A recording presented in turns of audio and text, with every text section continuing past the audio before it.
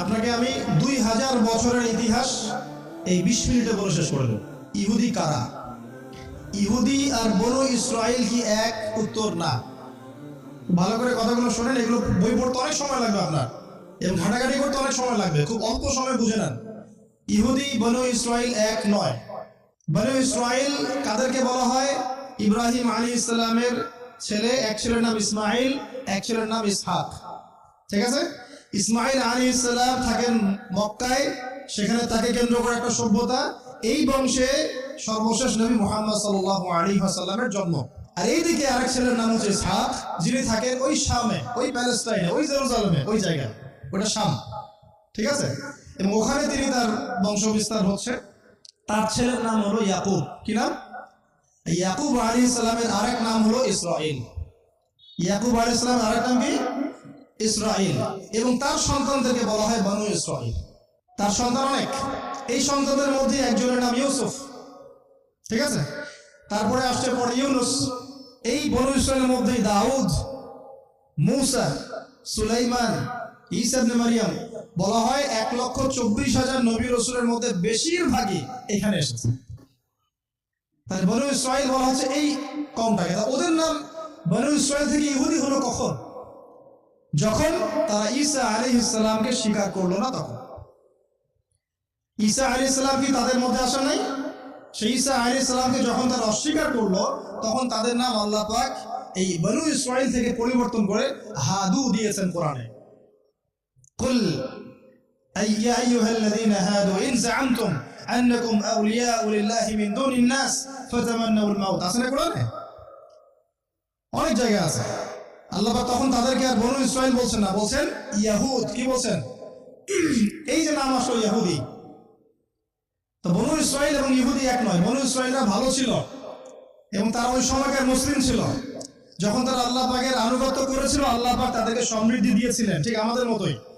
আর যখন তারা আল্লাহ পাকের আনুগত্য করে নাই, পথভ্রষ্ট হয়ে যায়, আল্লাহ পাক তাদেরকে শাস্তি দিয়েছেন।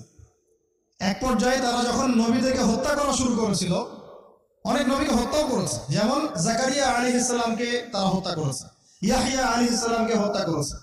সূরা ইয়াসিন পড়ে দেখেন, ওখানে একই দিনে 3 জন নবীকে হত্যা করা হয়েছে। পড়ে দেখেন। তো মূল কথা হচ্ছে, নাম চেঞ্জ হলো কখন? যখন তারা সত্য থেকে পথভ্রষ্ট হয়ে গেল, ঈসা আলাইহিস সালামকে তারা অস্বীকার করলো, তখন আর বনু ইসরাইল নয়, ইয়াহুদ। তাদের মধ্যে একজন অন্যতম নবী ছিলেন দাউদ আলাইহিস সালাম। কি নাম? বলেন নাম, মুখস্থ করেন। তাদের নাম কি? আচ্ছা, দাউদ আলাইহিস সালাম ছোট, তখন 14-15 বছর বয়স হবে। আল্লাহ পাক মূসা আলাইহিস সালামকে বলেছিলেন, তুমি তোমার সম্প্রদায়কে নিয়ে এই জেরুজালেমে যুদ্ধ করবে। কাকে বলছেন? মূসা আলাইহিস সালাম। তুমি মূসা আলাইহিস সালাম তোমার সম্প্রদায়কে নিয়ে এই জেরুজালেমে গিয়ে যুদ্ধ করো। ওখানে আমালেকা নামে একটা সম্প্রদায় আছে, এরা খুবই শক্তিশালী। তবে তোমরা যদি ইমানদার হও, তোমরা এর উপর বিজয় লাভ করবে। এর আগ পর্যন্ত এরা কিন্তু ওখানে ঢুকতে পারে নাই। কথা বুঝতে পারছেন? আল্লাহ পাক শর্ত দিলেন, যদি যুদ্ধ করে জয় করতে পারো, তাহলে তোমাদের এই জায়গাটা তোমাদের। তো মূসা আলাইহিস সালাম বললেন তার কওমকে, চলো যুদ্ধ করি। তো মূসা আলাইহিস সালামের কওম বলছে, ইযহাব আনতা ওয়া রাব্বুকা ফাকাতিলা ওয়া ইন্না হাহুনা কাঈদুন। এই মূসা, তুমি যাও আর তোমার রব গিয়ে যুদ্ধ করো, আমরা এখানে বসে থাকলাম। কথা কি বুঝতে পারেন নাই? মানে এরা কোন কওম? ওই যে ফিরাউনকে ডুবে মরতে দেখেও বিশ্বাস করে না, বাছুর পূজা শুরু করে। আল্লাহ পাক একটার পর একটা নিদর্শন দেখান, তাও অস্বীকার করে। তাওরাত নিতে গিয়েছেন মূসা আলাইহিস সালাম, এসে দেখেন তারা বাছুর পূজা শুরু করেছে। মান্না সালওয়া আল্লাহ দিচ্ছেন, তাও অস্বীকার করে। মৃত থেকে জীবিত করেন, তাও অস্বীকার করে। শেষমেশ বলে বসলো যে, ইয়া মূসা লান নুমিনা লাকা হাত্তা নারাল্লাহ জাহরা। হে মূসা, আমরা তোমার প্রতি বিশ্বাস করব না যতক্ষণ আল্লাহকে সামনে দেখাচ্ছ আমাদের চোখ দিয়ে। এটা সেই জাত যে নবীদেরকে এত কষ্ট দিয়েছে। মূসা আলাইহিস সালাম যখন বললেন চলো, আল্লাহ পাক যুদ্ধের কথা বলেছেন, ওটা যুদ্ধ করে জয় করতে পারলে আমাদের হয়ে যাবে। তো বলছে, ওখানে আমালেকা সম্প্রদায় আছে এত বড় শক্তিশালী, তুমি যাও, তোমার রব গিয়ে যুদ্ধ করো, আমরা এখানে বসে আছি।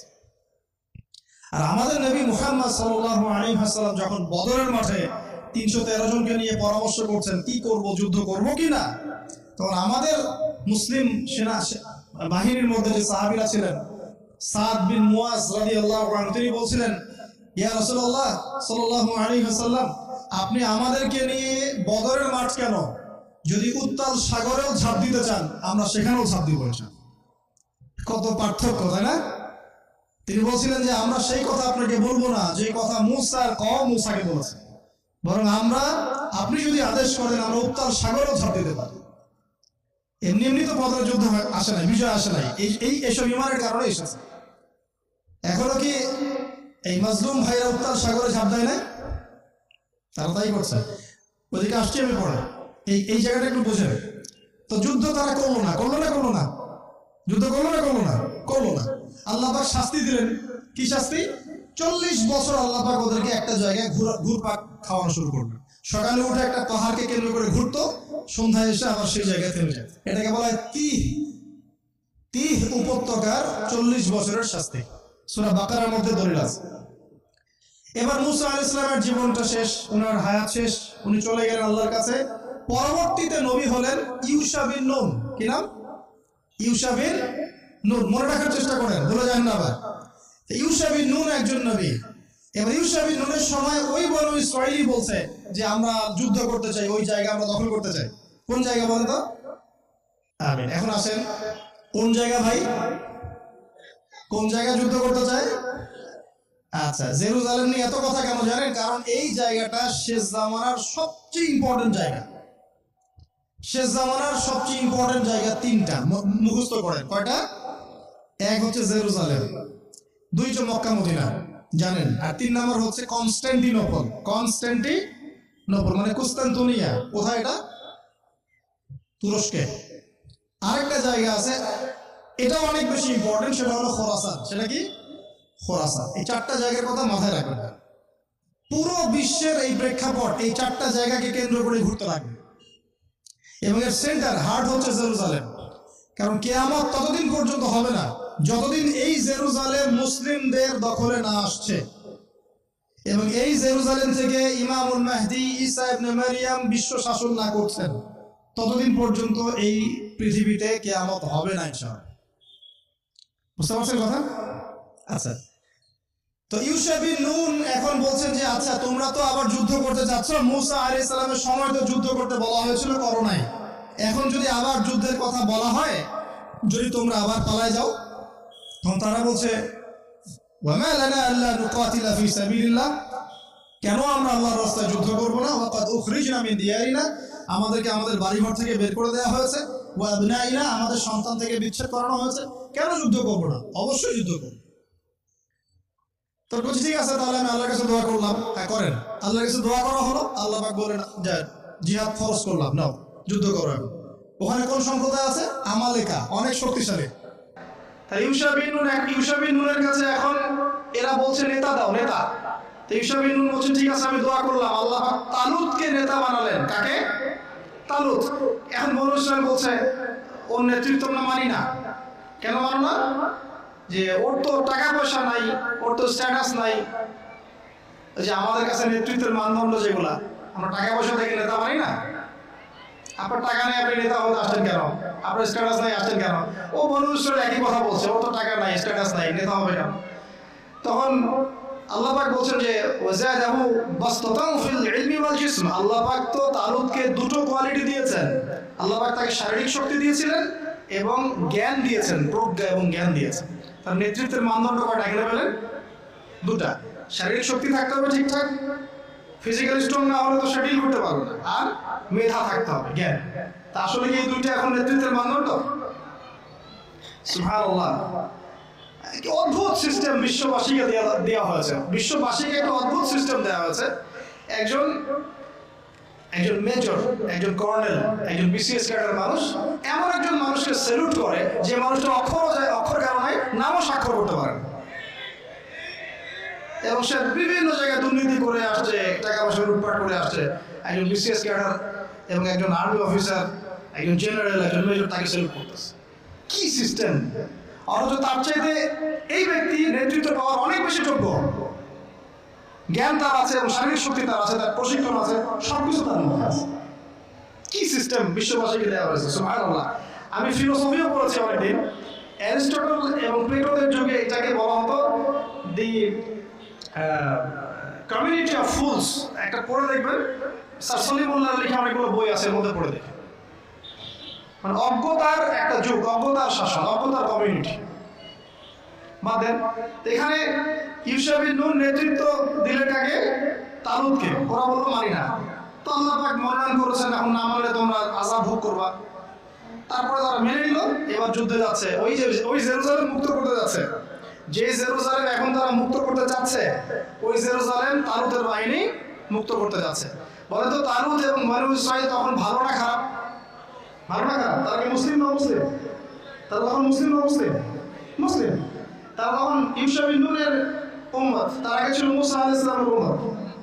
এবার তালুত বললেন যে আল্লাহ পাক তোমাদেরকে পরীক্ষা করবেন, সামনে নদী আছে, এই নদীর পানি পান করতে পারবে না। যদি পান করো তাহলে তোমাদের নাম কাটা, তোমরা আর যুদ্ধে অংশগ্রহণ করতে পারবে না। ফামান শারিবা ফালাইসা মিন্নি, যে ব্যক্তি এখান থেকে পানি পান করবে সে আমার অন্তর্ভুক্ত না। ওয়া মান লাম ইয়াতআমহু ফাইন্নাহু মিন্নি, যে ব্যক্তি এখান থেকে পানি পান করবে না সে আমার সাথে যুদ্ধে যেতে পারবে। ইল্লা বিগুরফাতিন বিয়াদি, মানে এক অঞ্জলি পানি শুধু পান করতে পারবে, এক অঞ্জলি পানি, এতটুকু, এর বেশি না। ফাশারিবু ইল্লা কালিলাম মিনহু, আল্লাহ পাক বলেন ওদের বেশিরভাগই পানি পান করলো, অল্প কিছু বাদ দিয়ে। অল্প কিছু সংখ্যা তাফসীরে এসেছে 313 জন বাদ দিয়ে, 313 জন বাদ দিয়ে, 313 যে বদরে এখানেও। এবার এই 313 জনকে নিয়ে তালুত এগিয়ে গেল, গিয়ে দেখলো বিশাল বাহিনী, বাপরে বাপ, একদম আমালেকা সম্প্রদায়ের। সেখানে নেতৃত্ব দিচ্ছে ওদের সেনাপতি, তার নাম জালুত। কি নাম? জালুত। এবং এই জালুতের বাহিনী দেখে মুসলিম বাহিনী বলছে যে লা তাকাতা লানা বিজালুতি ওয়া জুনুদি, এই জালুতের বাহিনীর সাথে পেরে ওঠার ক্ষমতা তো আমাদের এখন হবে না।